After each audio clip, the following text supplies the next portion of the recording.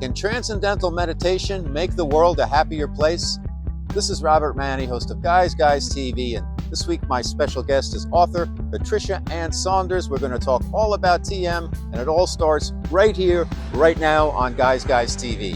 You can also catch me on KCAA Radio here in Southern California, Guys Radio, my worldwide podcast, and we're on UK Health Radio all weekend long. Guys TV, Guys Radio. Thanks for your support.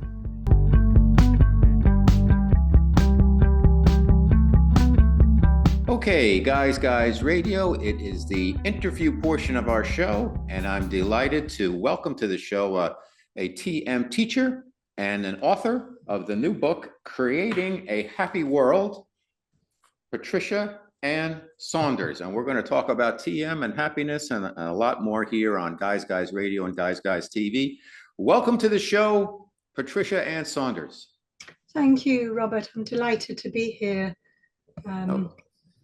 Let's talk about what's going on in the world, because you quote in the book some interesting studies about happiness. And first of all, in your interpretation, since you've done a lot of work on this, what is happiness? Well, I think one can look at happiness from two different levels. I mean, there's the surface temporary happiness. I mean, a lot of different things can make us happy. A new relationship, a loving friendship, even seeing a high profile wedding or watching a big win. These things give us happiness, and that's good, that's great. But the happiness I'm talking about in the book is a very deep, more permanent kind of happiness that builds up with regular experience of transcendental meditation, which I'm sure we're going to talk about later on. But to me, happiness is a state of contentment, inner contentment and well-being inside that enables one to be like a rock, so that all the storms around one, all the things we have to deal with day by day, they just wash over you. Let's that's what I okay. regard real happiness to be. Okay.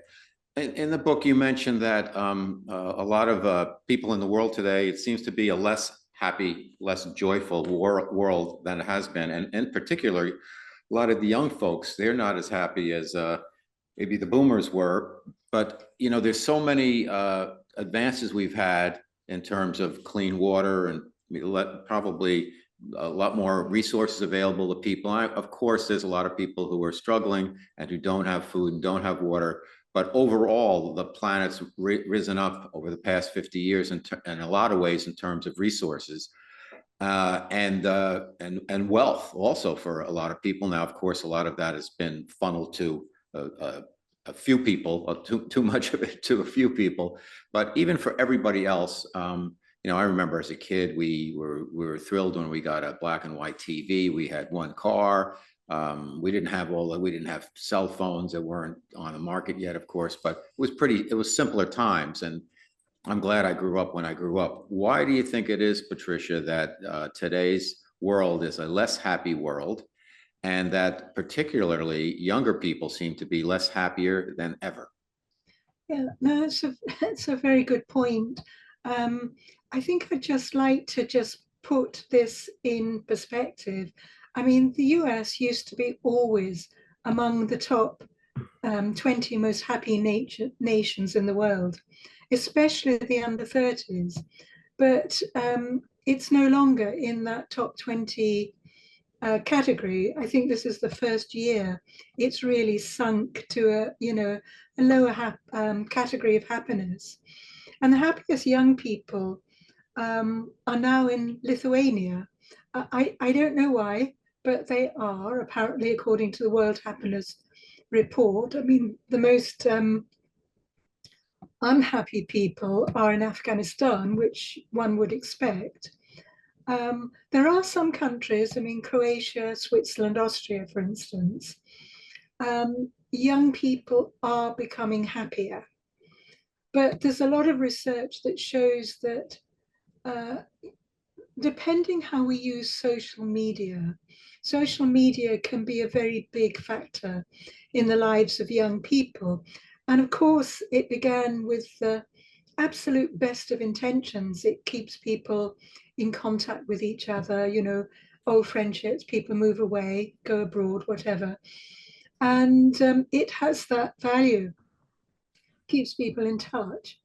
But, you know, the way we use it constantly, especially young people are constantly on their phones, it can lower well-being, that sense of happiness or well-being, because people become insulated, and it increases rates of depression and anxiety. But I mean, particularly among young girls and women. When I say young girls, I suppose I mean teenage girls. And there are other reasons as well. It isn't just social media. Um, you know, again, we've had news reports for hundreds of years. The problem now is that the continuous negative feedback from all the news we consume, it's become a contributing factor to people's sense of depression, the feeling that, oh no, not again, you know, everything's so polarized. Um, that's another contributing factor. And, you know, there's also a lot of anxiety about the state of the world. And you mentioned that we have clean water now. There's less poverty in the world. Well, um, less perceived poverty. I mean, there is poverty in the United States, but compared to, say, countries where there's famine and, you know, the rivers dry up, then really we're still very lucky in the United States. That's There's true. anxiety about climate change. I mean, young people wonder whether the world is actually going to be here when they're older. You know, less certainty about bringing children into the world. And I do think one of the worst things is all the polarization we're seeing everywhere. It doesn't matter what it is. People take sides. You're either for this or you're for that. And it's not just the normal, oh, well, you know, we can agree to differ kind of thing. Somehow the polarization has become more and more heated. And that is making people feel they can't really, they have to be very careful what they say. They have to be careful about what they interact with on social media and so on. Um, and just the fear also of, you know, offending other people or being hurt oneself. You know, this polarization has increased to an enormous degree compared to when I grew up. I mean, you mentioned when you grew up, but I mean, when I grew up, we used to be able to have conversations even with people we disagreed with. And of course, there was always that friction, but it wasn't a hot friction. It was a cold, a much sort of more neutral friction. Yeah.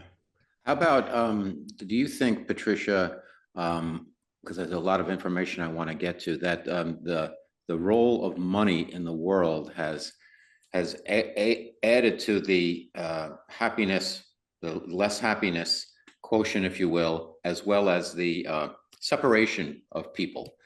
Because it seems like money's the only currency, and I put that in quotes because it's just people are just, I've got my money or I don't have my money, and if I don't have my money, I'm going after I got to get my money. And even in neighborhoods and stuff, people are not you don't know your neighbors anymore the way you did when you grew up. I don't mean you specifically, but me and a lot of folks my age, we don't, everybody's just kind of doing their thing. And it's difficult then, because if your personal situation is not one of joy, not one of happiness or connectivity, then you're going to have all of these individual people who are being bred in a world of separation, and that gets in the way of oneness and being happy. And then even if we do interact and there's a disagreement on something, it becomes very bifurcated very quickly and very emotional.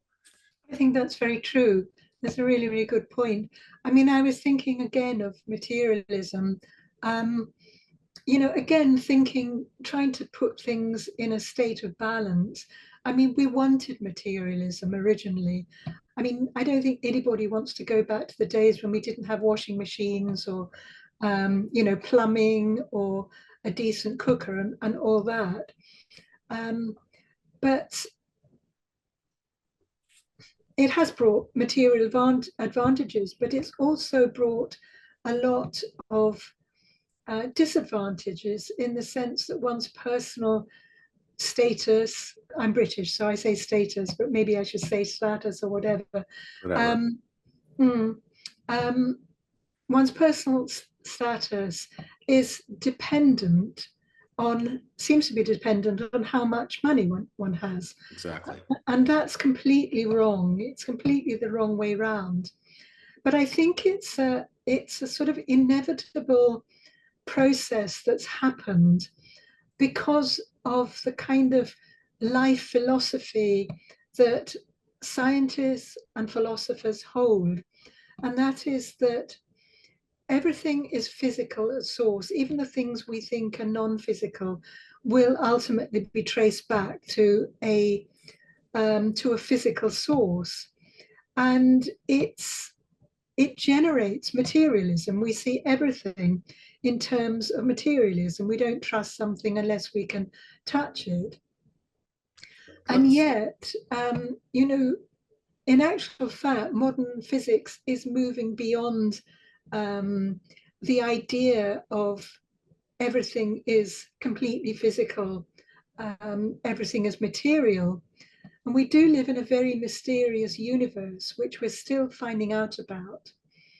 But, I think that a lot of attitudes today are somehow all part of a tide of understanding or tide of mindset that swept the world with regard to materialism, basically. That materialism is what the world is. Apparently we have this one life and then that's it. And there's no point. I think for a lot of young people, they feel, again, there's no point. There's a feeling of despair. If this is all there is, if life doesn't have meaning, if it doesn't have a purpose, then my life has no meaning. My life has no purpose. So why am I straining to have the same things? Mm-hmm.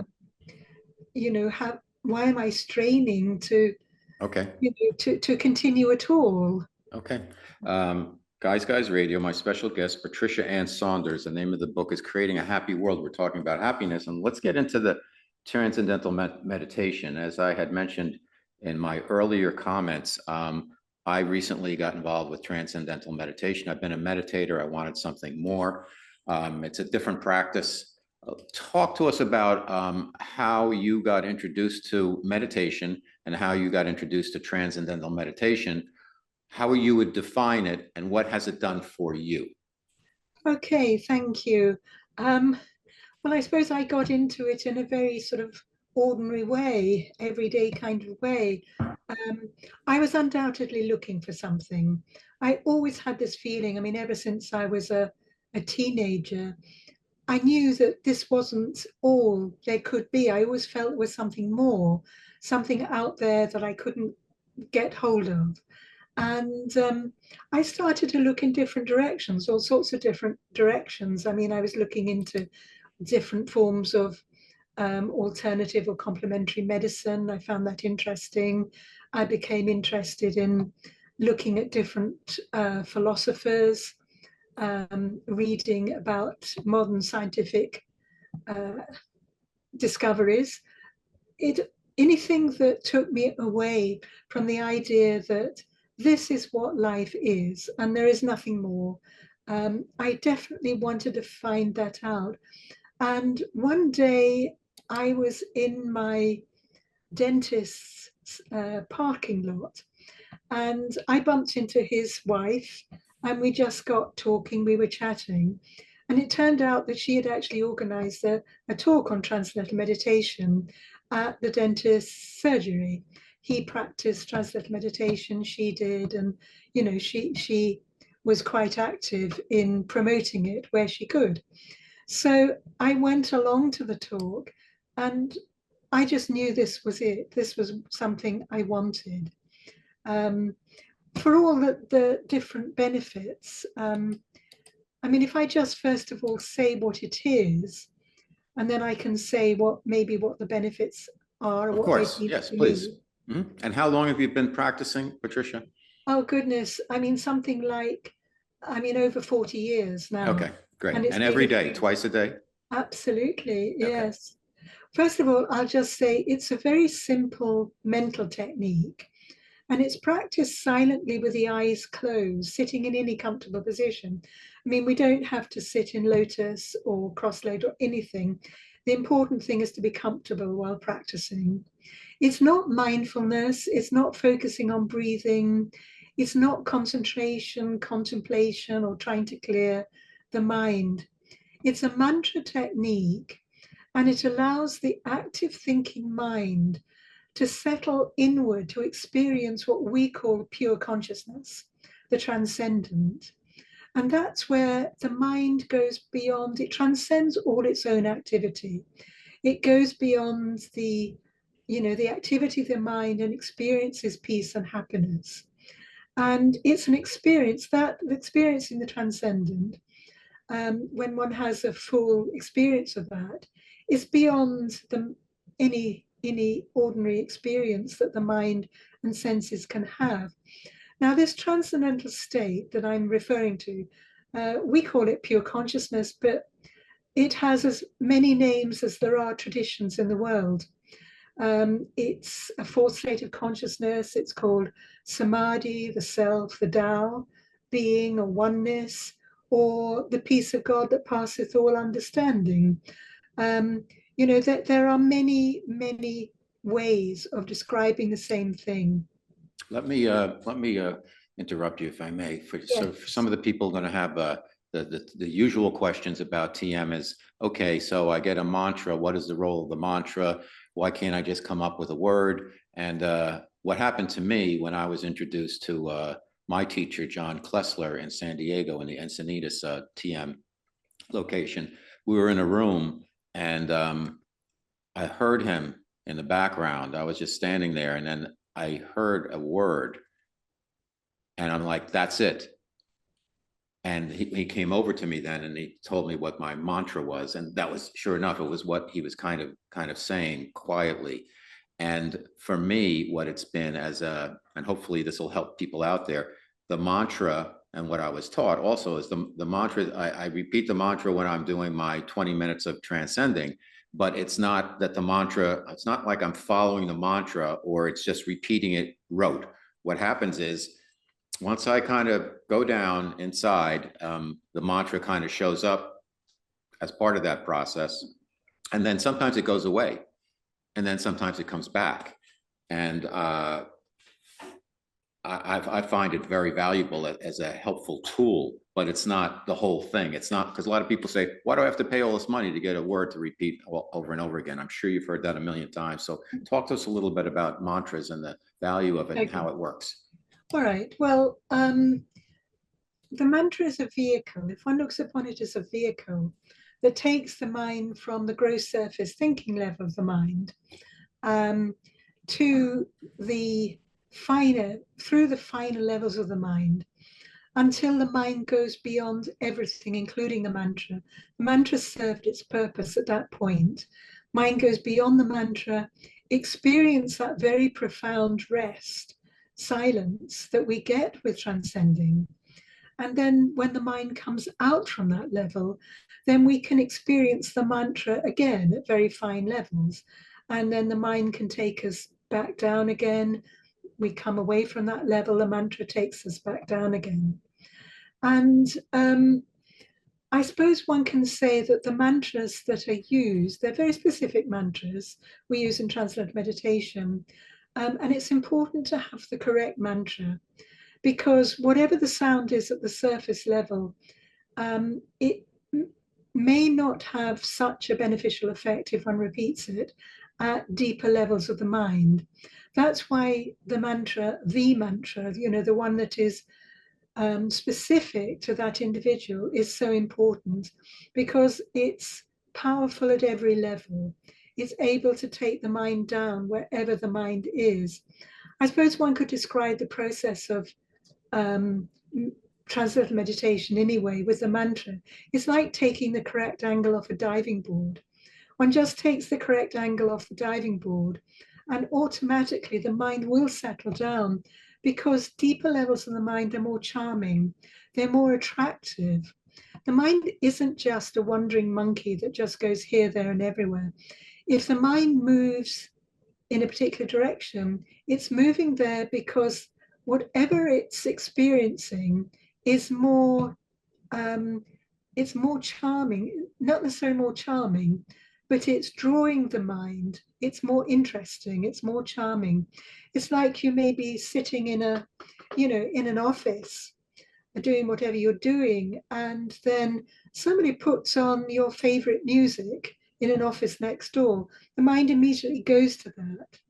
Now, if that music switches off and suddenly one hears one's closest best friend coming in with some good news, the mind goes to that. The mind is always moving in search of greater and greater happiness. It isn't just random. It's looking for something. It's looking for more happiness. And the mantras, as I say, they allow the mind to settle down from the surface to the deepest levels of the mind and beyond those deepest levels into that transcendent universal mind. Okay. Does everybody have an individual mantra, or are some mantras shared by other people? Now, we were taught you don't mention your mantra, you don't write it down, of course, but are there duplicates out there? And how do you find a mantra, since you're a teacher, that fits the individual? I'm asking because to me, it's not important, but I think people who are curious about, and we want people to be curious about TM, are probably, I get asked that question too. Oh, what's the word? Do other people have it? How do you decide? How's your teacher pick a word for you? It's always, the gotcha kind of question. So maybe you can answer that. Well, the mantra comes from, all the mantras we use come from a very ancient tradition. That ancient tradition is known as the Vedic tradition of knowledge. And that goes back to times immemorial. And the mantras that we use have been passed down from teacher to teacher, from teacher to teacher, throughout that tradition in India, for instance. And until they reached Maharishi Yogi, who brought Transcendental Meditation to the West. The mantras, there are specific, if you like, groups of mantras that we give out. And teachers are very carefully trained to be able to give out the correct mantra for the individual. How do you determine that? Just out of curiosity, is it a vibrational thing, or is it like it's based on age, current situation? Like my teacher didn't really know very much about me, and I loved the mantra, but I don't have anything to compare it to. When you go to a doctor's surgery or a doctor's clinic, you fill out a form first of all, and that gives the doctor some idea of who you are, even though you don't realize you're actually doing that. Right. When people come to learn transcendental meditation, they fill out an initial form. I mean, it's not invasive. That's true. That's true. But it just gives the teacher an idea about you in a specific direction. I should say that the whole thing about what the mantras are and how they're given out and all the rest of it is the one thing that we keep private. Sure. It's not that private, because almost anybody can become a transcendental meditation teacher. And if somebody does that, then they learn what the mantras are and how to use them. Okay. Let me ask you this. My special guest, Patricia Saunders, Creating a Happy World, because we're going to dovetail into why Transcendental Meditation, how it can help make the world a happier place, but a little bit more on the TM process itself. I noticed for myself, I don't know if you've heard this before, about the first 4 to 6 weeks when I would do my transcending, all different things, parts of my life that I'd forgotten about came up and got processed through, people, situations, going all the way back.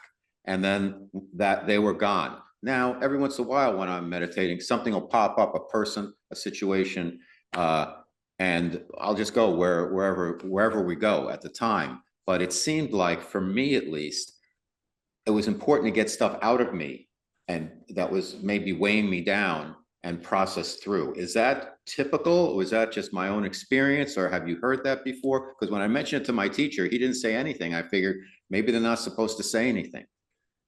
Um, to be absolutely frank, that is a universal experience. I Okay, mean, maybe not, people obviously have different experiences while meditating sure, because we all have a unique nervous system. So you wouldn't expect everybody's nervous system to be exactly the same. of course. But the way that transcendental meditation works is that that very deep rest we have when the mind settles down, it activates the body's relaxation response. And in the process, it reduces stress and anxiety. Now, the way that it does that is to start purifying the nervous system of all the stresses, you know, the gunge, everything that we've collected throughout our life. And it's the rest, the deep rest, that allows that to happen. We know we have a good night's sleep. You get up the next morning feeling rejuvenated. And it's the same thing, only at a much deeper level. We have a 20-minute session, transcendental meditation, and then that allows stress to come up. And that stress can come up in different ways, but in a very safe way. And then afterwards, the nervous system is that much purer. You see, it's a process. It's a process of gaining higher states of consciousness, Got it. ultimately. And higher states of consciousness means increased levels of happiness. So every time we transcend, we have that deep rest, we transcend, we bring a little bit of that transcendent silence out with us into activity. And that gradually builds up in the physiology until that silence is absolutely fast, like a dye. A dye, you know, you dye a cloth and gradually the dye seeps in until it's immovable, it's there.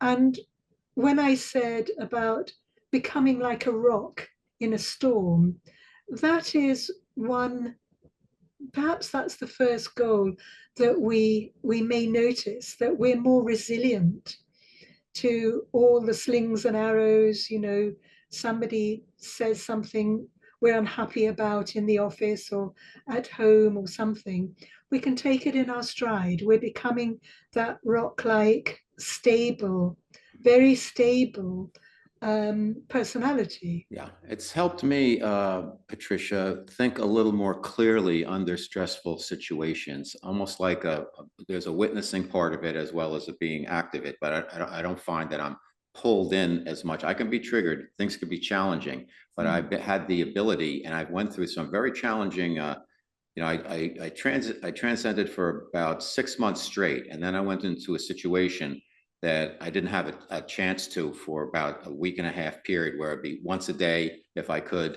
And I ran through a lot of challenges, but I found the training from the 6 months of the twice a day transcending really helped me keep an even keel in stormy seas. So I assume that's part of the benefits of the process. It certainly is. I mean, um, I think that regular practice, and I'm talking about regular practice here, it can improve mental clarity and just overall cognitive functioning, you know, the way we think. Um, it can help our emotional well-being. That's something very important. I mean, we talk a lot about, you know, emotional intelligence nowadays, emotional well-being, and it can promote a sense of inner calm, emotional stability, and just that overall well-being. I mean, you know, there are a lot of research studies that have been done on transcendental meditation Okay. over the years. I mean, it's been around for something like 50 years plus. Let's now. talk about, because I want to make sure we touch on all the high points here. Okay. Quickly, Maharishi, that people are familiar with. They remember the Beatles went to India. They're like, oh, that guy. And then there was some things said about him. Mm. Personally, like with anybody who's in the forefront of the culture. And I watched a lot of videos with him. And initially, you listen to him, and you have to really strain. And then you start to realize what he's saying makes perfect sense and is very high level, high frequency messaging. What is the role of who is the in your opinion, who's the Maharishi? What is his role, and how can we kind of continue to use his teachings in a very positive way? Okay, that's a good question. I'm really glad to be able to, just say something about that. Um, I mean, Maharishi spent 13 years learning from his enlightened master in the Himalayas, and he's a very renowned custodian of the ancient Vedic wisdom. And he really um, set out to inspire the world, to teach the world a very simple, natural, meditation technique, transcendental meditation, through which every individual could develop their consciousness. And his life's work really was to revive the world, to bring peace to the world, and to somehow revive and demystify the very ancient traditional Vedic knowledge through the lens of modern science, for instance. He was always very strong about any anything that was taught should be researched immediately. Evidence should be produced to show, for instance, when people very early on, when he first came, as I say, 50 years ago or whatever, started to notice that their breathing settled down while they were meditating to a very, very refined level. And he insisted that research was done on that, so that there was a record of what was happening, why it was happening, and something that could maybe inspire other people to see the very, very deep rest that very, very quiet breathing was due to. Okay. And, Maharishi was a very great teacher. He never took anything for himself. His whole life, I mean, every hour that he had was dwelt on how do we get more people to learn transcendental meditation? How can we bring peace to this area? How can we bring peace to that? How can we introduce a wider understanding of what constitutes health? All these different things, programs that he introduced. I mean, he introduced, for instance, his, well, Maharishi Ayurveda, for instance, Ayurvedic medicine, which was a complementary or is a Yes. complementary form of medicine. He introduced Stapatya Veda, which is an older version, if you like, of Feng Shui. I mean, Feng Shui helps people design their house to be more harmonious and more Right. peaceful. So does Stapatya Veda. All Okay. these things. All right. All right. We're running out of time, so I want to get to the Okay. book and the happy world. So one of the points of the book is, the happiness and the meditation is kind of has a ripple effect there. If 1%, I think you mentioned in the book, if 1% of the world's population was doing TM all the time, there wouldn't be as much violence and wars as there are right now. So talk to us about that connection between meditation and transcendental meditation and creating that joyful, happy world that you described in your book. Okay, so I think the first thing I'm going to say here is that wars, conflict, they're not generated by peaceful people. They're generated by people who are not at peace in themselves. And there's a phrase in the Bhagavad Gita, which is a very ancient book, if you like, for one without peace, how can there be happiness? We can't do anything about violence on either the individual or the global level if we don't know the root cause of it. because the underlying problems of violence are bound up with who we are and how determined we are to create lasting happiness and lasting peace in the world. Now,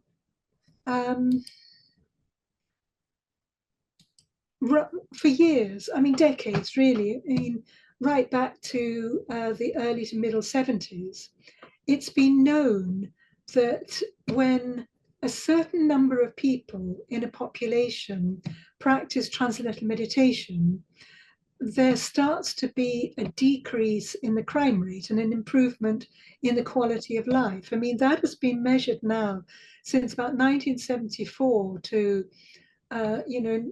2023, 24. Research is still going on, coming up with examples. There are something like over 50 demonstrations of what has become called the Maharishi effect, and over 20 now peer-reviewed and published studies on it, in very respectable examples, always the same thing, that when enough people, usually around about 1% of a population, learn transcendental meditation and practice it, then there starts to be an increase in peace in that area. And of course, with the more advanced TM City program, which is an advanced transcendental meditation program, then the number required is smaller, but the effect is much greater. I think it's a little bit like exploring the different levels of physics and coming to the nuclear level, which is a much smaller fundamental, but has the most devastating effect. Examples, I mean, there are so many examples of this. There was the International Peace Project in the Middle East, for instance. I mean, I'm mentioning that specifically because, it's still going on. There are still problems. And yet, back in 1983, when there was a large group or relatively large group of people practicing the more advanced transcendental meditation techniques together in Jerusalem, there was a big effect on not only war deaths. There was, war going on at the time, problems in Israel itself with, crime rate and just general anxiety and fear because of the whole situation. There was a very big improvement. War deaths dropped, for instance, and that is something that was measured, it was published, but of course, once the group dispersed, then everything went wrong again. Well, it sounds like it's something we need to do more and more and do it together. I know with TM, they give you an app, they have an app now. It's pretty good. And you can meditate when other people are meditating around the world. Absolutely. And that's a really good thing. So it sounds like the TM is something that anybody can learn, and it's very helpful for the state of the world we live in, and hopefully it can help create a happy world. My special guest on Guys Radio today has been Patricia Saunders. Where can people find you, Patricia, and get your book real quick? Oh, Amazon.com is the easiest thing. I also have a website, peaceful-worlds.com. What was that again? Peaceful-worlds.com. Okay, fantastic. Well, listen, great job. Amazon is the easiest thing. Okay. Well, thank you so much for coming on to Guys Radio. We really appreciate you, and keep doing the work you're doing. Keep transcending. Thank you. It's been lovely to be here. If you enjoy the guests and content I bring you each and every week to Guys TV and Guys Radio, please support us by subscribing to our channels and platforms. Thank you.